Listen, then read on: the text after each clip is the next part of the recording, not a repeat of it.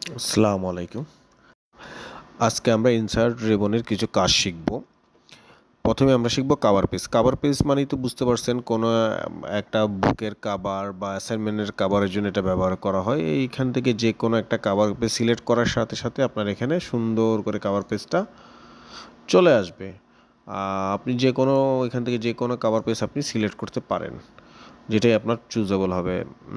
আর এটা রিমুভ করবেন কীভাবে? জাস্ট রিমুভ দিলে এটা রিমুভ হয়ে যাবে কভার পেজটা। আশা করি বুঝতে পারছেন। ব্ল্যাঙ্ক পেজ কেন লাগতেছে? আপনি এই পেজে কাজ করতেছেন, আর একটা ডকুমেন্ট আপনার নতুন প্রয়োজন, তখন আপনি ব্ল্যাঙ্ক পেজ দিলে এটা আরেকটা ব্ল্যাঙ্ক পেজ ওপেন হয়ে যাবে। এই যে নিচে একটা ব্ল্যাঙ্ক পেজ ওপেন হয়ে গেল।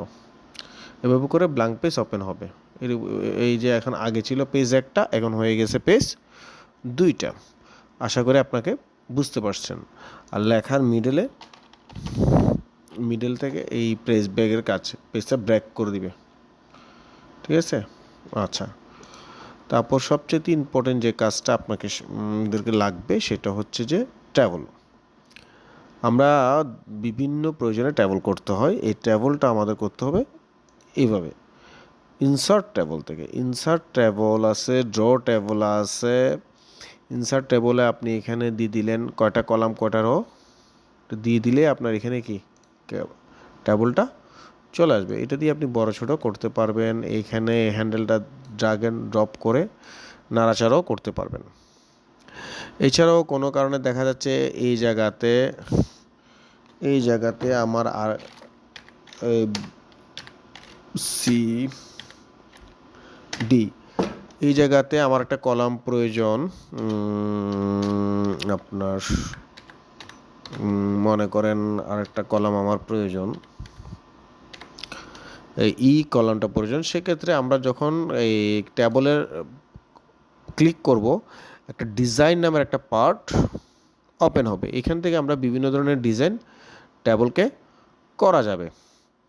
হ্যাঁ, তারপরে আপনার বর্ডারকেও বিভিন্ন ধরনের বর্ডার দেওয়া যাবে, অল বর্ডার দেওয়া যাবে, অথবা জাস্ট অনলি চারপাশের বর্ডার দেওয়া যাবে। এভাবে করে বর্ডারগুলো দেওয়া যাবে।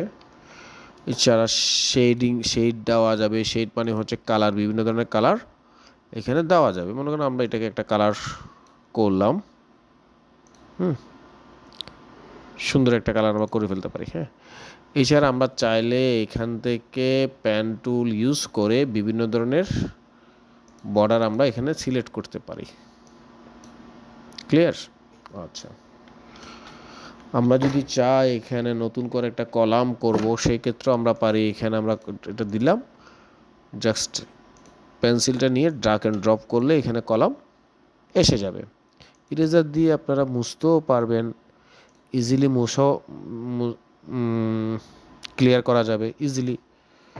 আশা করি ব্যাপারটা বুঝতে পারছেন। ট্যাবলের মধ্যে অনেক কাজই আমরা করতে পারবো, ডিজাইন দিতে পারবো, নতুন নতুন করে ডিজাইন দিতে পারবো। টেবলটা খুবই ইম্পর্ট্যান্ট আমাদের জন্য। টেবলটা আপনারা ভালো করে প্র্যাকটিস করবেন।